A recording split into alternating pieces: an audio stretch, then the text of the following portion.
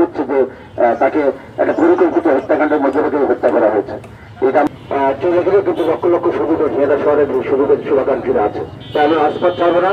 আমারও প্রশাসনকে আমরা বলতে চাই, আপনার এবং সেক্রেটারি এই মুহূর্তে আমাদের মধ্যে কথা বলবেন। প্রধান কমিটির তারা হত্যা হয়েছিল, হত্যা করেছে তাদের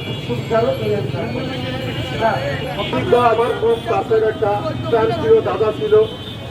আমি দোকানে দীর্ঘ 17 বছর কর্মরতভাবে একই সাথে দুজনা উঠা বসা চলা, সকাল 10টা থেকে রাত 10টা পর্যন্ত।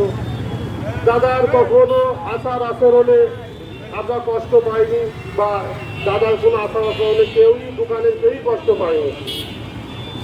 আমি সবাইকে বলতে চাই যাতে সঠিক বিচার হয়, এবং যারা এই বিচারে, যারা এই দাদা হত্যাকাণ্ডের সাথে জড়িত, তাদের মানে সঠিক বিচারটা যেন আমরা পাই।